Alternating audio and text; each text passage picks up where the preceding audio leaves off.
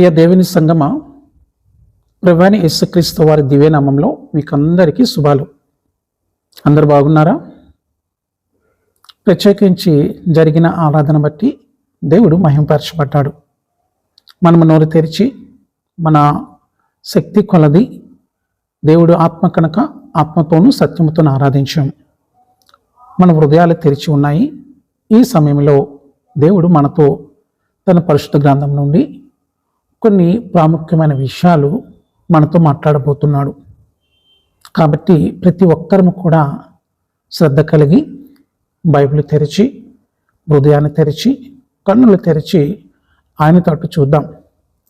అది తీసుకుంటకు దేవుడు మనకందరికి కూడా తన కృపలో నడిపించునుగాక. ఆమెన్. మొదటిగా, మన నడవడికను బట్టి మన సంబంధాలు ఏర్పడతాయని మనము తెలుసుకోవాలి. ఆ సంబంధాలు కూడా మన నడవడికను బట్టి వృద్ధిలోకి వస్తాయి. రిలేషన్స్ మనము ఈ లోకంలోకి వచ్చినప్పటి నుండి ఏర్పడతాయి. పుట్టినప్పటి నుండి మన నడవడికను బట్టి పెరుగుతూ ఉంటాయి. ఎందుకంటే ఈ రిలేషన్స్ ఎప్పుడు కూడా మనము ఈ లోకంలో వచ్చినప్పటి నుంచి ప్రారంభమవుతాయి. ఈ లోకంలో వచ్చినాక స్టార్ట్ అవుతాయి. ఎప్పుడైతే మనం ఈ లోకంలోకి వచ్చిన ఒక అమ్మ ఉంటుంది, ఒక డాడీ ఉంటారు, అక్కలు వస్తారు, అన్నదమ్ములు వస్తారు, మామయ్యలు వస్తారు.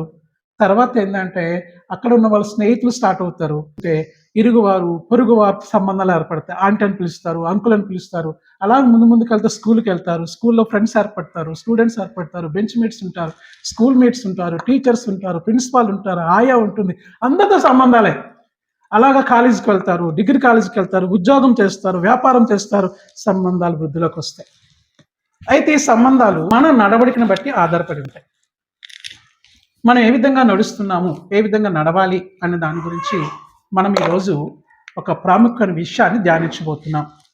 ఏంటంటే మనము దేవునితో ఏ విధంగా నడవాలి, దేవునితో ఎలా నడవాలి, మనం ఎలా దేవునితో నడవాలి, ఈ విషయాన్ని మనము పరిశుద్ధ గ్రంథం నుంచి మనం ధ్యానించబోతూ ఉన్నాం.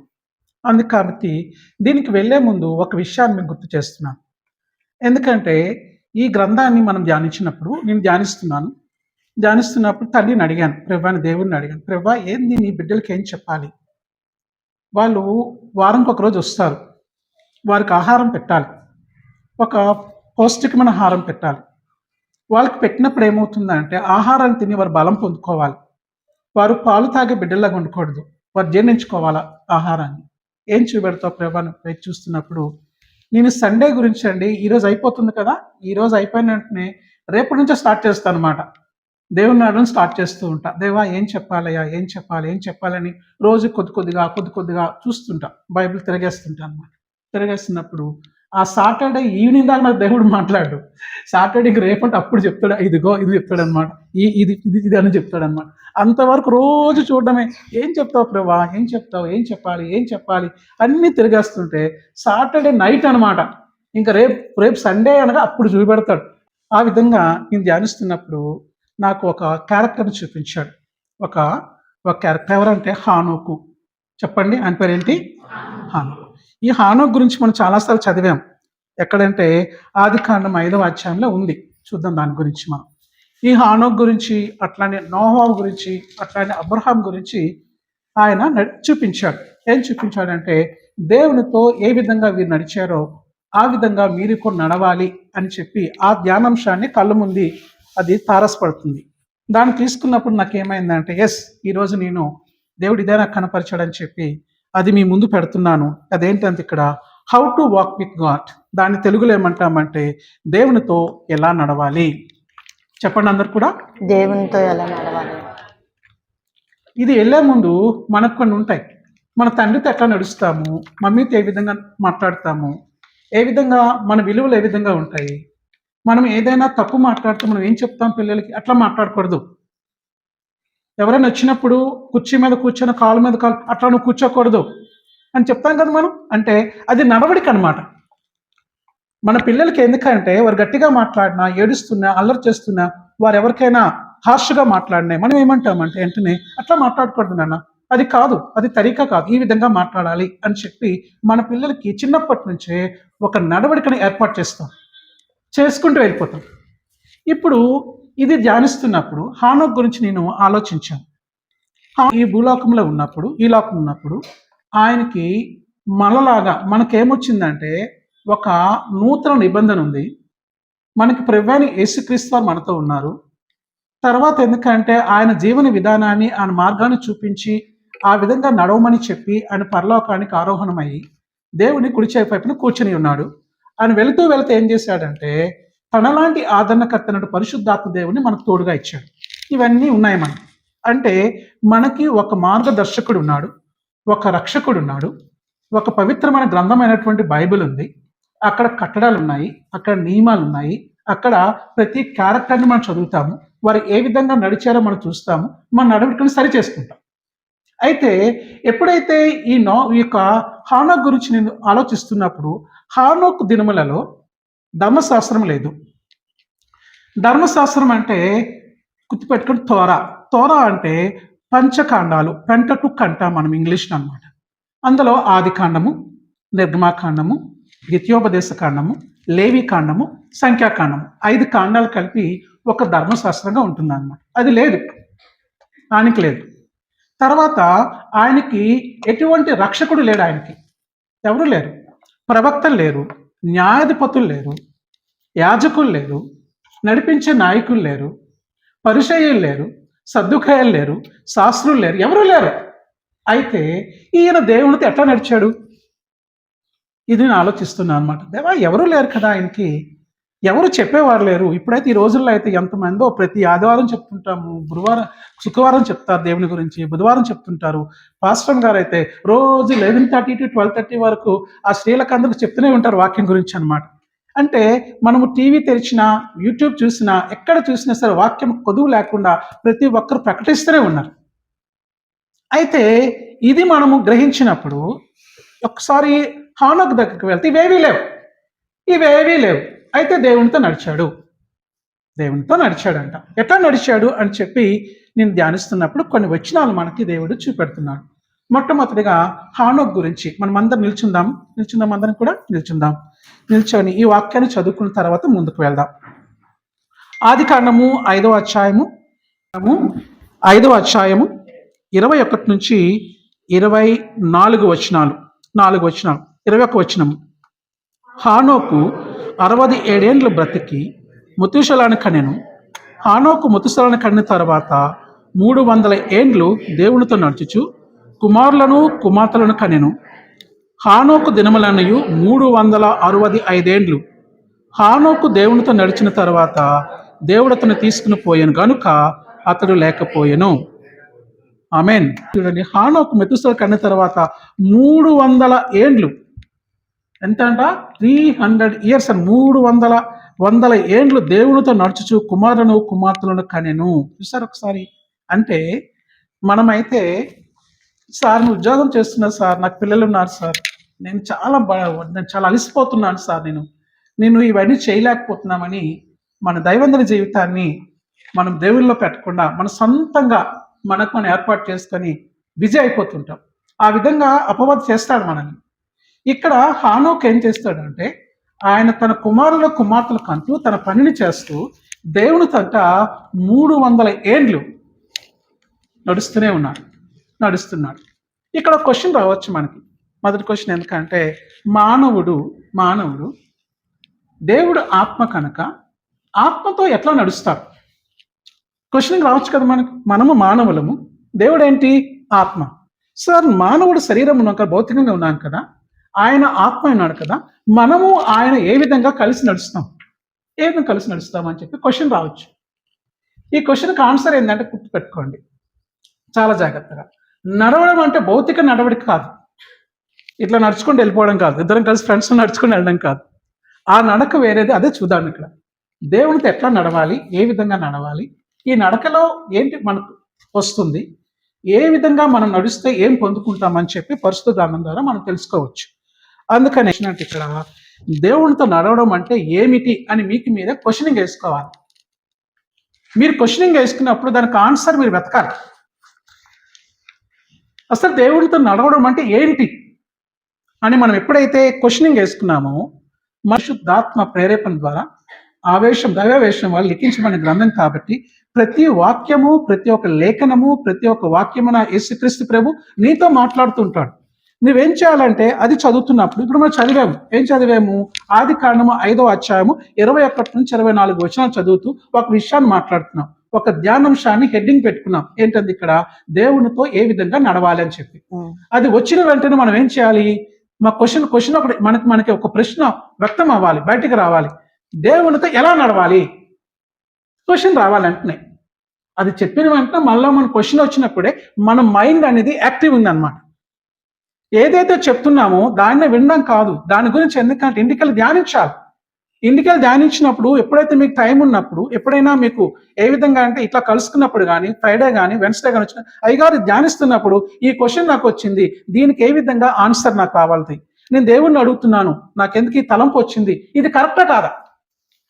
నీకు తలంపు వచ్చింది, తలంపు నువ్వు ఎందుకంటే దాన్ని ఒక తెలిసిన వారితో అడిగి తెలుసుకొని, ఈ తలంపు దేవుడు ఇచ్చిందేనా లేకపోతే అపవాది ఇచ్చిందా, ఈ ఆన్సర్ కరెక్ట్ అయినా ఎప్రోప్రియేట్ అని కాదు, మనమే సరి చేసుకోవాలి. అట్లా సరి చేసుకుంటూ గ్రంథాన్ని ధ్యానిస్తే నువ్వు పరిపూర్ణత నడవడిలోకి వెళ్ళిపోతాను, నడుస్తూ నడుస్తూ వెళ్ళిపోతుంటావు. ఆ విధంగా హానోక్ ఏం చేశాడంటే 300 ఏళ్ళు దేవునితో నడుస్తూ వెళ్ళిపోయాడంట.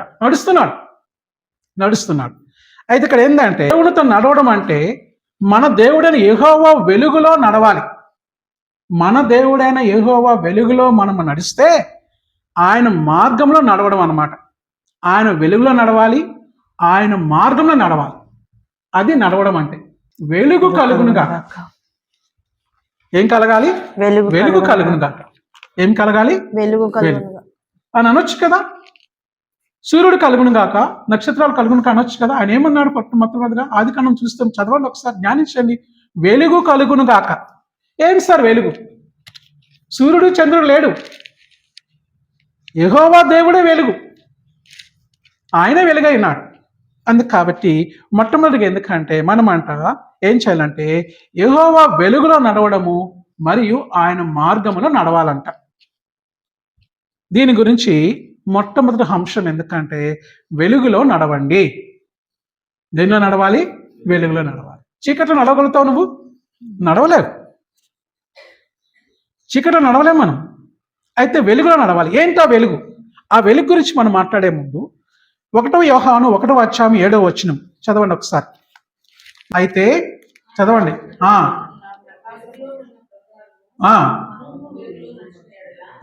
మనము అన్ని సహవాసము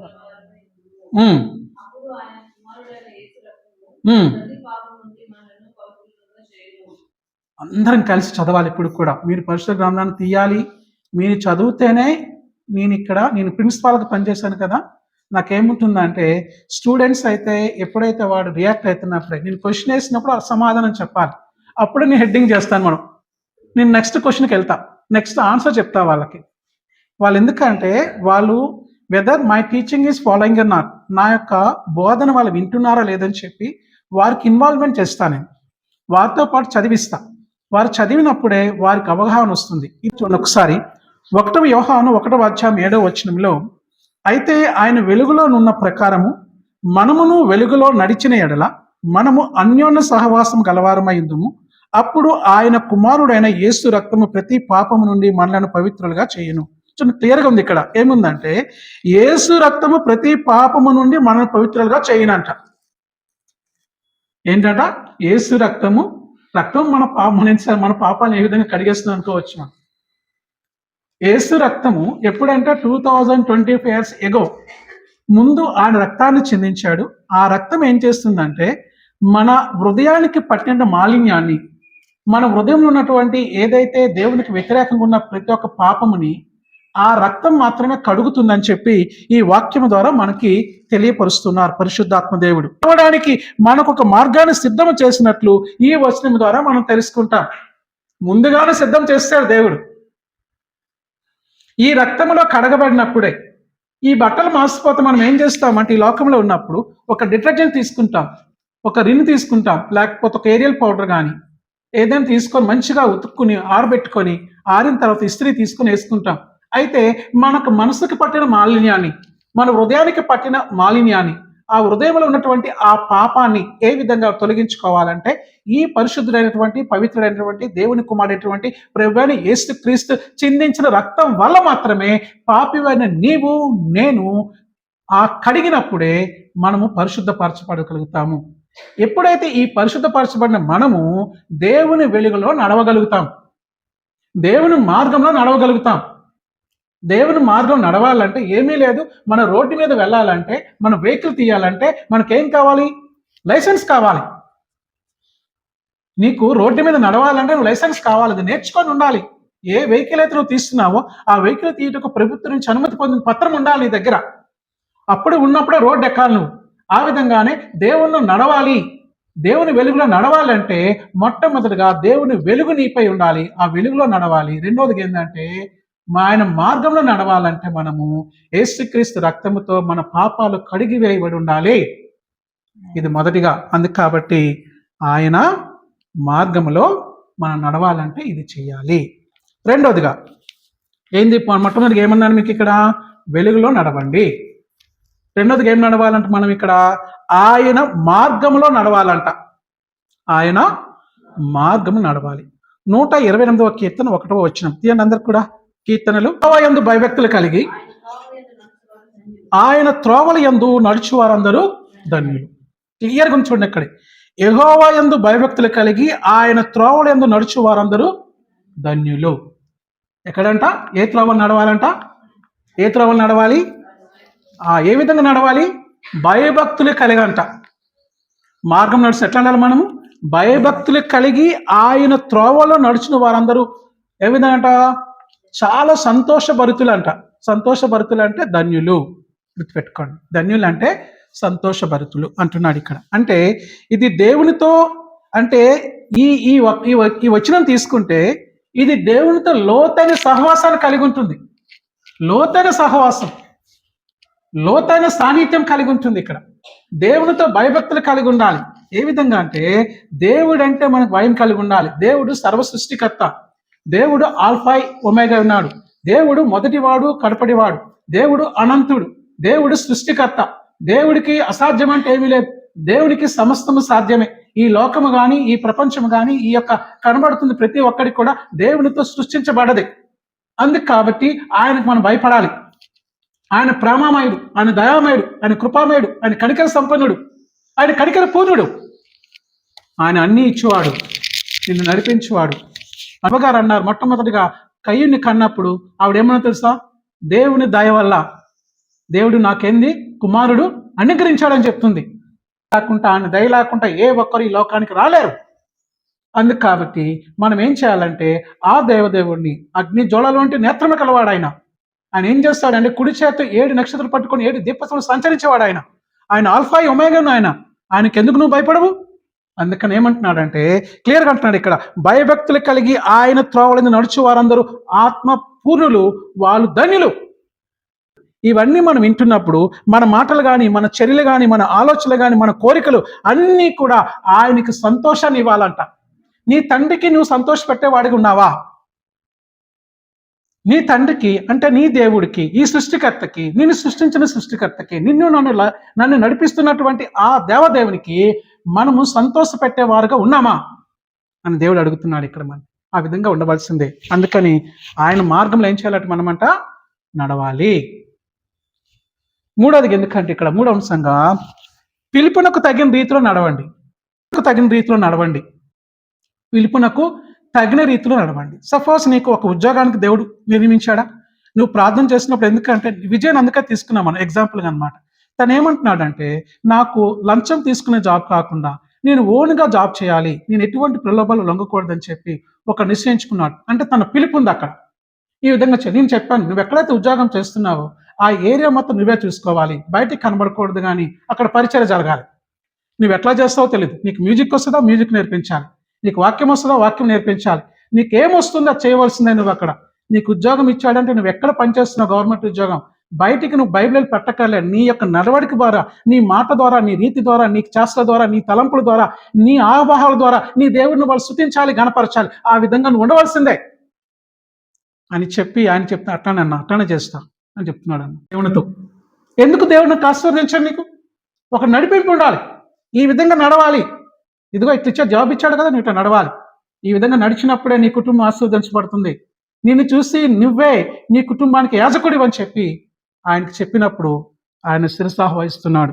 అందుకని ఇక్కడ హానోక్ విషయాలు మాట్లాడుతున్నప్పుడు ముందుకు వెళ్దాం. ఇప్పుడు పిలుపునకు తగిన రీతిలో నడవండి. మీ పిలుపు అంట ఏంది? ఇక్కడ అపోస్తలుడైన పౌలు గారు ఎఫెసీయులకు రాసిన పత్రిక 4:1 దీన్ని ఒకసారి. అపోస్తలుడైన పౌలు ఎఫెసీయులకు రాసిన పత్రిక 4:1 ఇలా చెప్పాడు. ఏం చెప్పాడు చూడండి ఒకసారి.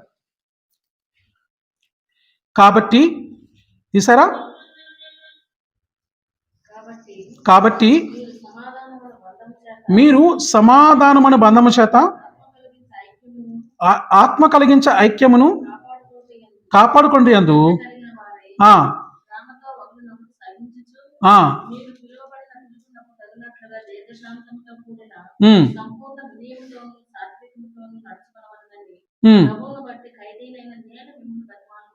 ఎంత క్లియర్గా అంటున్నాడు చూడండి ఒకసారి. ఏమంటున్నాడంటే అపోస్తలుడైన పౌలు గారు ఎఫెసీయులకు రాసిన 4:1 ఏం చెప్పాడంటే, కాబట్టి మీరు పిలువబడిన పిలుపునకు తగినట్టుగా సంపూర్ణ వినయం కలిగి ఉండాలి. నువ్వు ఉద్యోగం చేసిన సంపూర్ణ వినయం కలిగి ఉండాలి. నువ్వు అప్పు తీసుకున్న అప్పుడు మీద ఎత్తిపోకూడదు. అప్పు మనం తీసుకున్నామంటే అప్పు తీసుకోకూడదు. తీసుకుంటే తగ్గి ఉండాలి. ఎందుకంటే మనము ఆయనకు అప్పై ఉన్నాం కాబట్టి. దౌర్జన్యం పనికిరాదు. చాలా జాగ్రత్తగా ఉండాలి. ఏ విషయంలో అయినా నీ సబార్డినేట్స్తో కానీ అధికారులతో కానీ ఎవరితో అయినా సరే నిన్ను చూసి నీ దేవుని గణపరిచే వారికి ఉండాలి. ఏమంటున్నాడంటే, కాబట్టి మీరు పిలువబడిన పిలుపునకు తగినట్టుగా సంపూర్ణ వినయము, సాత్వికము, సమాధానము కలిగిన వారై సమాధాన పడాలి అందరితో కూడా. ప్రభువైన యేసుక్రీస్తు వారి లోకంలో జీవించినప్పుడు ఆయన మొట్టమొదట పలికిన విషయాల్లో ప్రధానమైనది సమాధానం కలుగును గాక. ఆయన ఈ లోకములు విడిచిపెట్టి చనిపోయి మరణించిన తర్వాత తిరిగి దేవునికి దగ్గరికి వెళ్లే ముందు ఆయన పునరుద్ధరణ అయిన తర్వాత ఎప్పుడైతే శిష్యులతో కలుసుకున్నప్పుడు ఆయన పలికిన మొట్టమొదటి మాట ఏంటంటే, మీకు సమాధానం కలుగును గాక. 2 సార్లు పలికాడు ఆయన పునరుద్ధరణ అయిన తర్వాత. అందుకని ఇక్కడ ఏమంటున్నాడంటే, ఇక్కడ నడుస్తూ ఏమంటున్నాడు, ఇక్కడ సాత్వికము సమాధానము కలిగిన వారే ప్రేమతో ఒకడినొకడు సహిస్తూ, ఒకడు సహించుకోవాలి. సహించుకొని ఏం చేస్తాడా?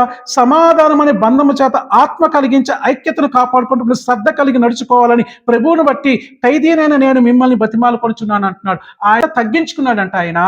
ఆయన ఎఫెసీ సంఘానికి బతిమాలుతున్నాడంట. ఏం బాధ పట్టింది ఆయనకి? ఏం బాధ పట్టింది? పౌలు గారికి ఏమైనా తక్కువ? నాన్నగారు వజ్రాలు ఆపారు అప్పట్లో. ఆయన గమాలియల్ అని చెప్పేసి ప్రపంచ ప్రసిద్ధి అయినటువంటి అప్పట్లో తత్వవేత్త. ఆయన దగ్గర నేర్చుకున్నాడు. ఆయన అంటున్నాడు ఆ సంఘానికి బతిమాలుతున్నాడు. ఏమంటే ఐక్యత అంటే ఆత్మ కలిగించే ఐక్యత గురించి మనం మాట్లాడుతూ 133 కీర్తనలు అంటాడు. ఏంటంటే సహోదరుల ఐక్యత కలిగిన ఎంత మనోహరము, ఎంత మేలు అంటాడు అక్కడ. అంటే ఆత్మ కలిగించే ఐక్యత మనం ఉండాలి. ఐక్యత యూనిటీ కలిగి ఉండాలి. ఆ యూనిటీ ఎక్కడి నుంచి రావాలి? ఒక మంచి పని గురించి పరిశుద్ధాత్మ ప్రేరణ కలిగి ఉండాలి. ఐక్యత ఎట్లా ఉండాలంటే మీద నుంచి రావాలి. ఎవరి నుంచి రావాలి?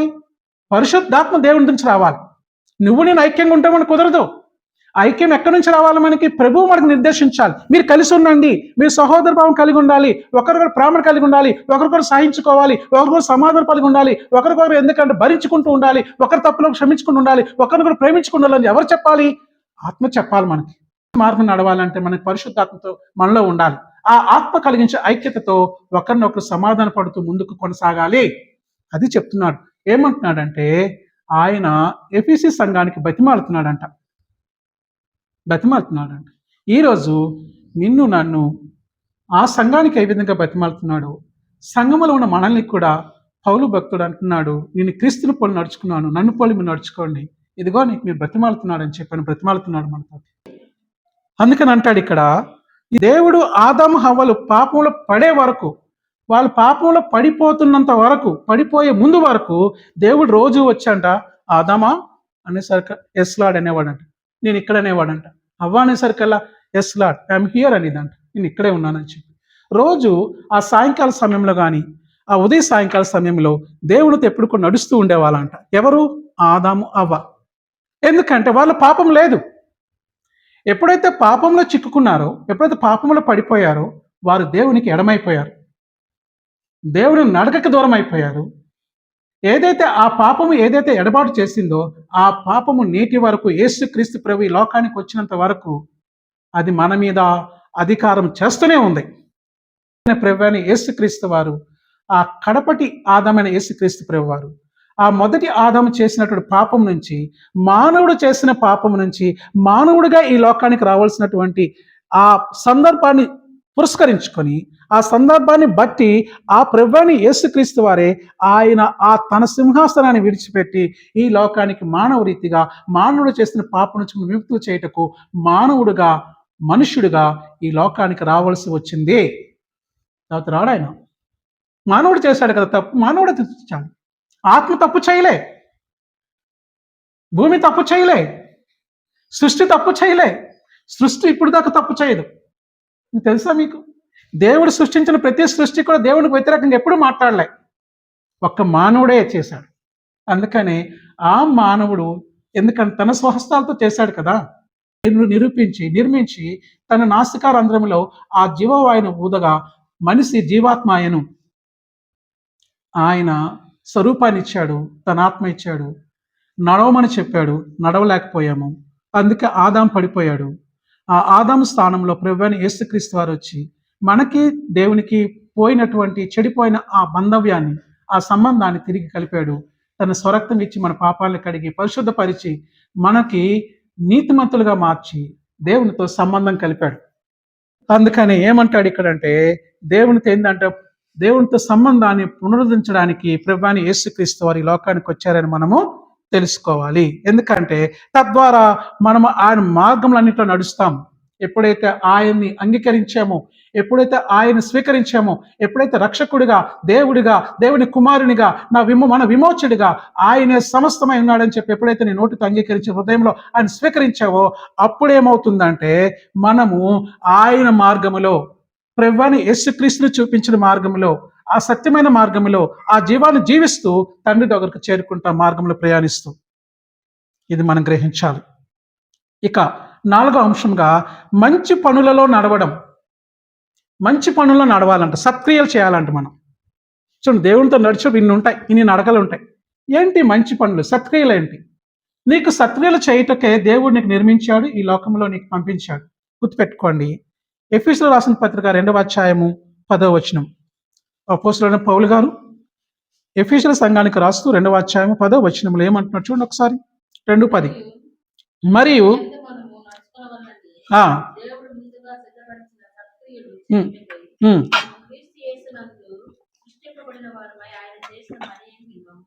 క్లియర్గా అంటున్నాడు చూడండి ఒకసారి. మనము వాటి యందు, అంటే మరియు వాటి యందు మనము నడుచుకున్న వల్లని దేవుడు ముందుగా సిద్ధపరిచిన సత్క్రియల చేటుకై మనము క్రీస్తు యేసునందు సృష్టింపబడిన వారమై ఆయన చేసిన పని అయి ఉన్నాం. ఎందుకంట? మంచి పనులు చేయుటకు. నువ్వు ఇక్కడ ఉన్నావంటే చెడ్డ పనులు చేయటకు కాదు. ఇక్కడ నీవు ఉన్నావంటే సత్క్రియలు చేయటకు మాత్రమే. సత్క్రియలు, మంచి క్రియలు చేయాలి.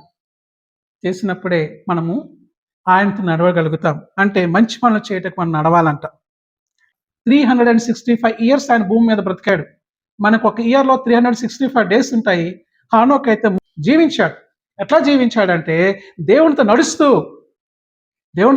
వెళ్ళాడు, ఆయన జీవించాడు.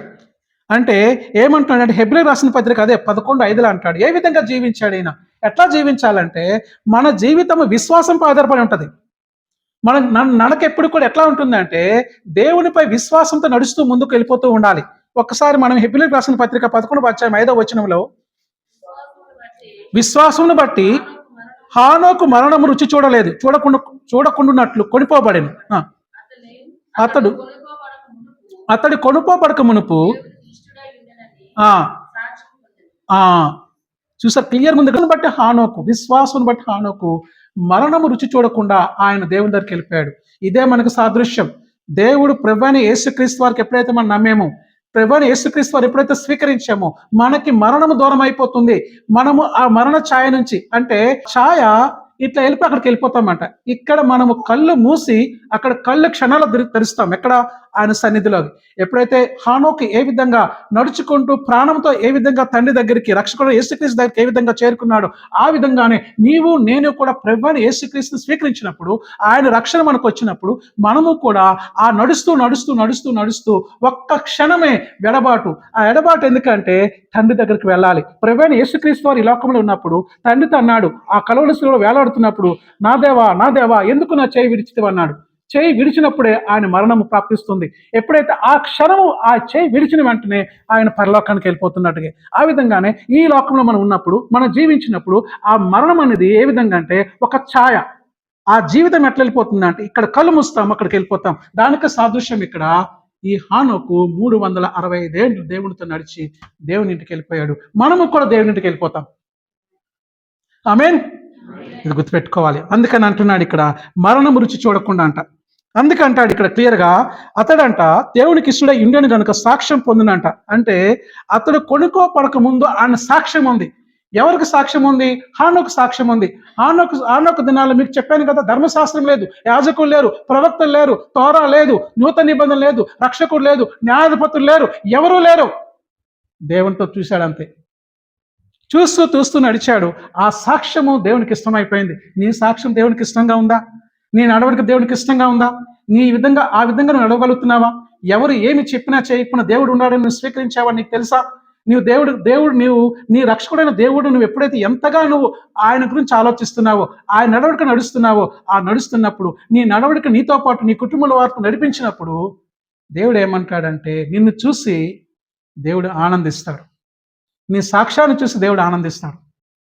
నీ నడవడిక చూసి దేవుడు ఆనందిస్తాడు, సంతోషిస్తాడని చెప్పి ఈ వాక్యం ద్వారా మనం తెలుసుకోవచ్చు. హానోకు నడక తండ్రితో చాలా దగ్గరగా ఉంది. ఎప్పుడైతే హానోకు తన యొక్క నడక దేవునికి దగ్గరగా ఉంది కాబట్టి దేవుడు ఏం చేశాడంటాక అతన్ని తీసుకెళ్ళిపోయాడు. ఎప్పుడైతే మన నడవడిక దేవునికి దగ్గరగా ఉందో, హానోకు వల్ల దేవునికి దగ్గరగా ఉన్నప్పుడు ప్రభువైన యేసుక్రీస్తు వారు మనల్ని తన మార్గం నడిపిస్తూ పరిశుద్ధాత్మ దేవుడు తోడుగా ఇచ్చాడు కాబట్టి మనము అటు ఇటు చూడకుండాను ఆయన మార్గాన్ని తిన్నగా చూస్తూ ఆ సత్య మార్గం అనుసరిస్తూ మనం నడుస్తున్నప్పుడు ఆయన మనతో తోడుంటాడు కాబట్టి మనము ఆయన ఇంటికి వెళ్ళిపోతాం, ఇట్లా దాటిపోతాం. ఎందుకంటే ఆ చిన్న కాలు ఉందనుకో, చిన్న కాలు ఇట్లా జంపేస్తాం కదా, అట్లానే ఈ మరణ ఛాయ నుంచి పక్కన జంపేసి అక్కడికి వెళ్ళిపోతాం అనమాట. ఆ సెకండ్లో మనం వెళ్ళిపోతాం ఎక్కడికి? ప్రభు దగ్గరికి వెళ్ళిపోతాం. అందుకనే హానోకు చనిపోలేదని నేరుగా ప్రభు సన్నిధికి తీసుకెళ్ళిపోయాడు, అంటనే వెళ్ళబడ్డాడు అని మనకి కనపరుస్తుంది. హానోకు ఏం చేశాడంటే తన కుమార్తెలకి ఏ విధంగా నడిచాను చూడండి అని చెప్పి అది కనపరుస్తూ ఈ విధంగా నడవండి, ఈ సాన్నిహిత్యం దేవునితో కలిసి ఉన్నాడని చెప్పి ఆయన ఏం చేశాడంటే ఆ మార్గం చూపించినప్పుడు ప్రభు అయినటువంటి దేవుడు అక్కడ నుంచి చూసి హానోకు విషయంలో సంతోషపడ్డాడు. నువ్వు ఆ విధంగా నీ యొక్క కుటుంబాన్ని నువ్వు కట్టుకుంటున్నప్పుడు, నీ కుటుంబాన్ని నడిపిస్తున్నప్పుడు అక్కడ చూస్తున్న దేవుడు, నీలో ఉన్న దేవుడు, ఆ దేవదూతలు నీ యొక్క సాక్ష్యాన్ని దేవుని దగ్గరికి తీసుకువెళ్తాయి. దేవుడు సంతోషిస్తాడు. నోహవు కూడా దేవునితో నడిచాడంట. ఏంది? ఆదికాండం 6:9 నోహవు దేవునితో నడిచాడు. నోహవు నీతిపరుడును తన తరములలో నిందారహితుడై ఉండెను. నోవాహు ఎవరితో నడిచాడంట? దేవునితో కూడా నడిచాడు. తెలుసా? నోహవు దినాల్లో అంట చుట్టూ కూడా అందరు పాపం చేసిన వాళ్ళే, ఒక్క నోహవు మాత్రమే దేవుడితో నడిచాడు. అందుకే నోవాహును దేవుడు తన పనిని అప్పచెప్పాడు. నోహవు కుటుంబం నుంచి మనం అందరం వచ్చాం. నోహవుకి 3 కుమారులు ఉన్నారు. ఎవరెవరు? షేము, హాము, యాపేతు. వాళ్ళ నుంచి మనం వచ్చాం. అంటే నిందారహితుడు కాబట్టి, అందుకనే దేవునితో నడిచాడు కాబట్టి ఆ కుటుంబం రక్షించబడ్డది. దేవుడు అబ్రహామును తన ముందు నడవమని ఆజ్ఞాపించాడు. తెలుసా మీకు? ఒకసారి చూద్దాం. ఒకసారి ఆదికాండం 17:1-2 అబ్రహాము 99 ఏండ్లైనప్పుడు యెహోవా అతనికి ప్రత్యక్షమై, నేను సర్వశక్తి గల దేవుడను, నా సన్నిధిలో నడుచుచు నిందారహితుడివై ఉండుము, నాకును నీకును మధ్య నా నిబంధనను నియమించి నేను అత్యధిక అభివృద్ధి పొందుతావని అతనితో చెప్పాను. క్లియర్గా అంటున్నాడు. అబ్రహాముకి 99 ఏళ్ళు యెహోవా అతను ప్రత్యక్షమయ్యాడు. 99 ఏండ్లప్పుడు యెహోవా ప్రత్యక్షమై, నేను సర్వశక్తి గల దేవుడును, సర్వశక్తి కల దేవుడు. ఆయన శక్తి ద్వారా మాత్రమే సమస్తము నిర్వహించబడుతున్నాయి. ఆయన సర్వశక్తి గల దేవుడు. ఆయన ఎవరి మనసులను మార్చగలుగుతాడు. ఏ విషయంలో అయినా ఆయనకి అసాధ్యం అంటూ లేదు. సమస్తం ఆయనకు సాధ్యమే. కాబట్టి ఆయన సర్వశక్తి గల దేవుడు. ఆయన అంటున్నాడు, యెహోవా అతనికి ప్రత్యక్షమై నా సన్నిధిలో నిందారహితుడిగా ఉండు అని అబ్రహాంతో అంటున్నాడు. ఈ రోజు నీతో నాతో కూడా ప్రభువైన యేసుక్రీస్తు మాట్లాడుతున్నాడు. నేను నీకు తోడై ఉన్నాను, నేను నీకు రక్షణ ఇచ్చాను. నీవు ఈ రోజుల్లో ఈ దినాల్లో బ్రతుకుతున్నావు, ఈ కడవరి కాలంలో బ్రతుకుతున్నావు కాబట్టి, ఈ కృపాకాలంలో బ్రతుకుతున్నావు కాబట్టి, నా కృప నీ ఎడల ఉంది కాబట్టి నువ్వు నిందారహితుడిగా జీవించు, నేను నీకు తోడై ఉంటానని చెప్పి ప్రభువైన యేసుక్రీస్తు వారు ఈ దినము నీతో నాతో మాట్లాడుతున్నారు. అలనాడు ఎవరితో మాట్లాడాడు? యెహోవా దేవుడు అబ్రహాంతో మాట్లాడాడు. ఈ రోజు నీతో నాతో దేవుడు మాట్లాడుతున్నాడు. ఎవరి ద్వారా అంటే తన కుమారుడైన ప్రభువైన యేసుక్రీస్తు ద్వారా మనతో మాట్లాడుతుండని మనం గ్రహించాలి. అబ్రహాము దేవునిపై విశ్వాసం ద్వారా అతడు ముందుకు నడిచాడు. ఆయన ఏమీ లేదు. కానాను దేశం ఎక్కడుందో లేదో తెలియదు, అంత ఎడారి. అయ్యా నీ యొక్క బంధువుని విడిచిపెట్టు, నీ చుట్టాలను విడిచిపెట్టు, నీకున్న సమస్తాన్ని విడిచిపెట్టు, నీ ఆస్తిని విడిచిపెట్టు, నీ స్థిరాస్తిని విడిచిపెట్టు, అన్ని విడిచిపెట్టి నీ చూపించిన దేశానికి వెళ్ళమంటే అడ్రస్ ఎవరో తెలుపమని చెప్తున్నాడు. వెళ్ళమని చెప్పాము. ఎక్కడికి వెళ్ళిపోవాలి? ప్రతి ఒక్కరికి ప్రపంచంలో ప్రతి ఒక్కరికి ఒక అడ్రస్ ఉంటుంది. తెలుసా మీకు? ప్రతి ఒక్కరికి ఆధార్ కార్డు ఉంటుంది, ఆధార్ కార్డు అడ్రస్ ఉంటుంది. ప్రపంచంలో ప్రతి ఒక్కరికి ఒక ఇల్లు ఉంటుంది, ఏదో ఒక ఇల్లు. ఆ విధంగానే ఇప్పుడు అబ్రహాంకి దేవుడు పిలిచినప్పుడు ఎక్కడికి వెళ్ళాలో తెలియదు, వెళ్ళమంటే వచ్చేసాడు అంతే. వెళ్ళు అంటే వెళ్ళిపోయాడు, స్టార్ట్ అయిపోయాడు. ఒక్కడయ్యాడా? తనతో, తన భార్యతోటి, తన అన్న కొడుకు అనే లోతుతోటి, అందరితో కూడా తన ఉన్నటువంటి లైఫ్ స్టాక్, తన ఉన్నటువంటి పశు సంపద అంతటిని పట్టుకొని నడిచేస్తున్నాడు. ఎక్కడికి వెళ్తున్నాడంటే దేవుడు చూపు. ఎక్కడికి వెళ్ళావంటే తెలియదు, ఎక్కడికి వెళ్తున్నావంటే బట్ విశ్వాసం ఉంది కాబట్టి వెళ్ళిపోతున్నాడు. ఆ విశ్వాసమే ఆయన ఇప్పటికి కూడా అంటారు, అట్టి విశ్వాసం కలిగి ఉన్నాడు కాబట్టి అన్ని విషయాల్లో కూడా అబ్రహాము మనకు విశ్వాసులకు తండ్రి అయిపోయాడు. ఇది మనం గ్రహించాలి. ప్రభు సెలవిస్తున్నాడు, ఆదికాండము 24:40 చదువుతున్నా చూడండి. అప్పుడు నేను నా యజమానినితో, ఆ స్త్రీ నా వెంట రాదేమో అని చెప్పినందుకు అతడు, ఎవరి సన్నిధిలో నేను జీవించుచున్నానో ఆ యెహోవా నీతో కూడా తన దూతను పంపి నీ ప్రయాణం సఫలము చేయను గనుక నీవు నా వంశస్థులు నా తండ్రి ఇంటి నుండి నా కుమారుని భార్యను తీసుకుని వచ్చేదవు. ఇస్సాకు ఎలియాజరు సంకోచిస్తున్నప్పుడు అబ్రహాం అంటున్నాడు, క్లియర్గా అంటున్నాడు. ఏమంటున్నాడంటే అక్కడ ఏంది? అక్కడ యెహోవా నీతో కూడా తన దూతను పంపి నీ ప్రయాణము సఫలము చేయను గనుక నీవు నా వంశస్థులు నా తండ్రి ఇంటి నుండి నా కుమారునికి భార్యను తీసుకుని వచ్చేదావు అని చెప్తున్నాడు ఇక్కడ. అంటే అబ్రహాము తన దేవుడి మీద ఎంత విశ్వాసం కలిగి ఉన్నాడో ఆ విశ్వాసాన్ని తన సేవకుడైన ఎలియాజరుతో మాట్లాడుతున్నాడు. ఎందుకు భయపడుతున్నావు? అక్కడ ఏమి జరగవలసిన ప్రతి కార్యాన్ని దేవుడే చేస్తాడు. నువ్వు అక్కడ నిల్చో చాలు, నువ్వు ప్రయాణమై వెళ్ళని చెప్తాడు. ఆ విధంగానే అక్కడ లేబాను కానీ, అదేవిధంగా అక్కడ ఉన్నటువంటి ఎవరైతే ఆ బెతీయేలుతో మాట్లాడుతున్నప్పుడు వాళ్ళు కూడా ఈయన చెప్పిన సాక్ష్యాన్ని చూసి వాళ్ళు పరవశించిపోతారు. వచనం ఏంటంట? అబ్రహాము తాను నడిచిన యెహోవాపై నమ్మకాన్ని ప్రతిబింబిస్తుంది అన్నమాట. ఎంత విశ్వాసం కలిగి ఉన్నాడు చూడండి ఒకసారి. తను విశ్వసించడం కాకుండా గాను తన సేవకుడు సెలవిస్తున్నాడు, నువ్వు వెళ్ళు, కార్యం జరుగుతుందని చెప్పి తన సేవకుడని ఎలియాజరుతో ఆజ్ఞాపిస్తున్నాడు అబ్రహాము. అంటే నీ విశ్వాసం ఆ విధంగా ఉందా? అబ్రహాము విశ్వాసం తన సేవకుడికి కనపరిచింది. నీ విశ్వాసం ఇంటి వారికి కనపరిచిందా? నీ విశ్వాసము దేవునిపై, నీ విశ్వాసం నీ బంధువులు కనపరిచావా? నీ విశ్వాసము నీ ఇరుగు పొరుగువారిని కనపరిచావా? నీ విశ్వాసం నీ తోబుట్టులు కనపరిచావా? చూసావా? అబ్రహాము తన విశ్వాసాన్ని తన సేవకుడైన ఎలియాజరు కనపరుస్తున్నాడు. ఎలియాజరు వెళ్ళాడు. మరి తన దేవుడైన యెహోవా, నా యజమాని దేవుడైన యెహోవా సెలవిచ్చిన మాట ఆ లాబానుతో చెప్పాడు. అక్కడ ఉన్నటువంటి ఆ బెతీయేలుతో చెప్పాడు. వాళ్ళు విశ్వసించారు.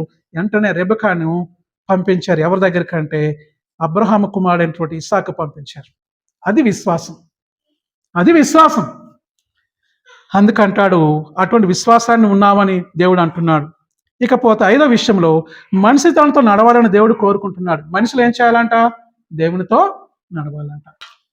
మీకు 6:8 మనుషుడా, ఏది ఉత్తమమో అది నీకు తెలియజేయబడుచున్నది. న్యాయముగా నడుచుకున్నటయు, కనికరమును ప్రేమించుటయు, దీన మనసును కలిగి నీ దేవుని ఇంతే కదా యెహోవా నిన్ను అడుగుచున్నాడు. చూసారు ఒకసారి. మనుషుడా, ఏది ఉత్తమమో అది నీకు తెలియబడి ఉన్నది. న్యాయముగా నడుచుకున్నటయు, కనికరమును ప్రేమించుటయు, దేని మనసును కలిగి నీ దేవుని ఎదుట ప్రవర్తించుటయు, ఇంతే కదా యెహోవా నిన్ను అడుగుచున్నాడు. ఆదికాండం 48:15 వచనంలో ఆదికాండము 48వ అధ్యాయము 15వ వచనము. అతడు యోసేపును దీవించి, నా పితరులైన అబ్రహామును ఆ, ఆ, ఆ దేవుడు. లేవీకాండం 26:12వ వచనము. నేను మీ మధ్య నడిచెదను, మీకు దేవుడినై యుందును, మీరు మాకు ప్రజలయందురు. నేను మీ మధ్య నడిచెదను, మీరు మీకు దేవుడినై యుందును, మీరు నాకు ప్రజలయందురు. కొరింథీయులకు రాసిన పత్రిక 2వ పత్రిక 6వ అధ్యాయం 16వ వచనం. నేను ఆ ఆ చూడండి ఒకసారి 2వ కొరింథీ 6వ అధ్యాయం 16. నేను వారితో నివసించి సంచరింతును, నేను వారికి దేవుడై ఉందును, వారు నాకు ప్రజలయందురు. ఇది విషయాలు ఒకసారి చూసుకోండి. ఈ విషయాలన్నీ మనం గ్రహిస్తే ఆదికాండం 8:48-15లో కానీ, లేవీకాండం 26:12 కానీ, 2వ కొరింథీ 6:16లో కానీ, లేవీకాండం కానీ, మీకా 6:8 కానీ, ఇవన్నీ కూడా దేవుడు మనకు ఉటంకిస్తున్నాడు. మనిషి తనతో నడవాలని వాక్యానుసారంగా నీకు నాకు ఈ దినము ఆయన చెప్తూ ఉన్నాడు, బోధిస్తూ ఉన్నాడని మనం గ్రహించాలి. అందుకని దేవునితో మనం నడవాలంట. 6వ విషయము, దేవునితో ఆధ్యాత్మిక నాయకుని నడవడిక. దేవునితో ఆధ్యాత్మిక అంటే డీకన్స్ కానీ, లేమన్స్ కానీ, స్టివార్డ్షిప్ కానీ, వీళ్ళందరూ కూడా ఏ విధంగా దేవునితో నడవాలని చెప్పి వాక్యం ద్వారా దేవుడు మనతో చెప్తున్నాడు. మలాకీ 2:6. సత్యము గల ధర్మశాస్త్రమును బోధించుచు దుర్బోధన ఏమాత్రమును చేయక, సమాధానం బట్టియు అదాతను బట్టియు నన్ను అనుసరించి నడుచుకుని వారై దోషము నుండి అనేకులను త్రిప్పిరి. చూడు, క్లియర్గా అంటున్నాడు ఇక్కడ. సత్యము గల ధర్మశాస్త్రం బోధించుచు దుర్బోధన ఏమాత్రము చేయక, సమాధానమును బట్టియు యథార్థతను బట్టియు నన్ను అనుసరించి నడుచుకుని వారై దోషము నుండి అనేకులను త్రిప్పిరి. ఏంటి సార్ ఇదంతా కూడా ఎవరి గురించి అంటే ఇది యాజకుల గురించి, పాస్టర్ల గురించి, నాయకుల గురించి, అపోస్తుల గురించి, డీకెన్స్ గురించి, దేశాపకుల గురించి, శాస్త్రుల గురించి మాట్లాడుతున్నాడు ఈ విషయం అన్ని కూడా. సత్యము గల ధర్మశాస్త్రం బోధించచ్చు దుర్బోధన ఏమాత్రము చేయక, సమాధానం బట్టియు యథార్థతను బట్టియు నన్ను అనుసరించి నడుచుకుని వారే దోషం నుండి అనేకులను తిప్పిరి. ఎందుకు మాకెందుకు సార్ చెప్తున్నారంటే, ఇక్కడ గుర్తుపెట్టుకోండి, every believer is a priest. Every believer is a priest అని గుర్తుపెట్టుకోండి. అంటే ఏంటి ఇక్కడ? ప్రతి విశ్వాసం ఒక యాజకుడే. సరే ఏంటి సార్ మా యాజకత్వం అంటే, నీ ఇంటిలో నీ విశ్వసించిన ఇంటి వారందరికి కూడా నేనును నా ఇంటి వారిని యెహోవాను సేవించమన్నాడు. ఎవరెక్కడ? యెహోషువ. మీరేమైనా సరే నేనును నా ఇంటి వారును యెహోవాను సేవింతును. ఆ యెహోవాను సేవించినప్పుడు, నీవు నీ ఇంటి వారు యెహోవాను సేవించినప్పుడు, ఆ ప్రభువైన యేసుక్రీస్తుని సేవించినప్పుడు నీవు యాజకుడివి. నీ ఇంటికి నువ్వే యాజకుడివి. నీ ఇంట్లో నువ్వే యాజకత్వం చేయాలి. నీ ఇంటి వారికి నువ్వు ఎందుకని దేవునితో తిప్పాలి. అందుకని ఈ వాక్యంలో చెప్తున్నాడు, ఏమంటున్నాడంటే, దుర్బోధ వాళ్ళకి చేయొద్దు, వారికి మంచి బోధ చేయ. ఎప్పుడు కూడా నీ ఇంటి వారికి దుర్బోధన ఏమాత్రము చేయక, సమాధానం బట్టి యథార్థతను బట్టి నన్ను అనుసరించి నడుచుకునే వారై, ఆయనకి అనుసరించి నడుచుకునే వారై ఏమంటున్నాడంటే, దోషము నుండి అనేకులను త్రిప్పిరి. అందరిని కూడా మనం తిప్పాలంటే, మన ఇంటి వారిని దోషం చేయకుండా గాను మంచి పనులు పట్టు వారు తిప్పాలని చెప్పి వాక్యం ద్వారా మనకి చెప్తున్నాడు. అంటే ఈ విధంగా మన ప్రవర్తన దేవుని సన్నిధిలో యథార్థంగా ఉండాలని చెప్పి వాక్యం ద్వారా మనం తెలుసుకుంటున్నాం. చివరిగా ఎందుకంటే విశ్వాసంతో నడవండి. దేంతో నడవాలంట? విశ్వాసం నడవాలి. 2వ కొరింథీ 5వ అధ్యాయము 6వ వచనం. చూపు వలన కాక విశ్వాసము వలననే, వెలుచూపు వలన కాకంట విశ్వాసం వలన నడుచుకొనిచున్నాం అంటున్నాడు. అంటే దేవునితో నడవడం అంటే విశ్వాసం ద్వారా నడవడము, మరియు చూపు ద్వారా కాదు, చూపుల ద్వారా కాదు, విశ్వాసం ద్వారా నడవాలంట. మనం విశ్వాసం ద్వారా నడవాలని చెప్పి ప్రభువుతో శక్తివంతమైన నడక యొక్క కొన్ని ప్రాముఖ్యమైన అంశాలు మనం పరిగణించాలి. మొదటిగా సయోధ్య. దీని ఇంగ్లీష్లో రికన్సిలియేషన్ అంటాం, దాన్ని సయోధ్య అని తెలుగులో అంటాం మనం. ఈ సయోధ్య అనే పదానికి అర్థము దేవుడు మన వైపు కదులుచున్నాడు. దేవుడు మన వైపు కదులుచున్నాడు అంటే బాధ్యత అంతా దేవునిదే. కాబట్టి మనము అందంగా, ఆనందంగా, మంచిగా ఉండగలము. క్రీస్తు యొక్క శిలువ ద్వారా దేవుడు ఇప్పటికీ మన దిశలో తన కదలికను చేశాడు అది. అందుకే కొరింథీయులకు రాసిన 2వ పత్రిక 5వ అధ్యాయము 18వ వచనంలో అపోస్తలుడైన పౌలు గారు అంటున్నారు, సమస్తమును దేవుని వలనైనవి, ఆయన మనలను క్రీస్తు ద్వారా తనతో సమాధానపరుచుకొని ఆ సమాధానపరచు పరిచర్యను మనకు అనుగ్రహించను. అంటే మాకు అనుగ్రహించను అక్కడ మనం తీసుకోవాలి, మనకి అనుగ్రహించను. దేవుణ్ణి నమ్మడము, మొదటిగా దేవుణ్ణి నమ్మాలి. యేసు ద్వారా ఆయనతో సన్నిహితంగా నడవడానికి దేవుడు మనకు కావలసినవన్నీ అందిస్తాడనే విశ్వాసము మనము కలిగి ఉండాలి. రెండవదిగా ఒప్పందము. దేవుడు మనతో ఉండాలనుకుంటున్న సాన్నిహిత్యాన్ని మెచ్చుకోవాలంటే ఆయన కుమారుని గురించి, ఆయన వాక్యం గురించి, సంఘము గురించి మరియు పాపము గురించి లేఖనాలు ఏమి బోధించాయో వాటిని మనము ఏకీభవించాలి. మూడవదిగా ఫెలోషిప్ అంటే సహవాసము. సాధారణ పరస్పర అవగాహన లేకుండా, పరస్పర సాన్నిహిత్యం లేకుండా మానవ సంబంధాలు ఏ విధంగా విచ్ఛిన్నమవుతాయో అదేవిధంగా ఆయనతో మనము సమయం గడపనప్పుడు దేవునితో మన సాన్నిహిత్యము బలహీనపడుతుంది అని మనం గ్రహించాలి. విశ్వాసం యొక్క నడక ఒక అందమైన ప్రయాణము. గుర్తుపెట్టుకోండి, విశ్వాసం యొక్క నడక ఒక అందమైన ప్రయాణము. సామెతలు 3వ అధ్యాయము 5-6 వచనాల్లో, నీ స్వబుద్ధిని ఆధారము చేసుకొనక నీ పూర్ణ హృదయముతో యెహోవా యందు నమ్మిక ఉంచుము, నీ ప్రవర్తన అంతటి యందు ఆయన అధికారమునకు ఒప్పుకొనుము, అప్పుడు ఆయన నీ త్రోవలను సరళము చేయును. మనము అన్నిటికంటే ప్రభువును వెదికినప్పుడు ఆయనే మన మార్గాన్ని నిర్దేశిస్తాడు. ప్రియ సంగమా, విన్నారు కదా, ఈ వచనాలన్నీ కూడా మన గురించే. మన దేవుని నడవాలని చెప్పే, దేవునిలో నడవాలని చెప్పి ఆయన ఈ తన పరిశుద్ధ గ్రంథము దైవవేశంలో లిఖించబడిన గ్రంథం ద్వారా ఈరోజు మనతో మాట్లాడాడు. అందుకు కాబట్టి ఈ వచనాలన్నీ తీసుకోండి, హృదయంలో నాటుకోండి, ధ్యానించండి. ఇంటికి వెళ్ళిన తర్వాత ఏ విధంగా దేవునితో నడవాలనే విషయాలు అన్నీ మీరు క్షుణ్ణంగా మీరు విన్నారు. వినటం వల్ల విశ్వాసం మీకు అధికమవుతుంది. కాబట్టి ఆయనతో నడిచే కృపను దేవుడే మనకు దయచేయునుగాక. ఆమేన్.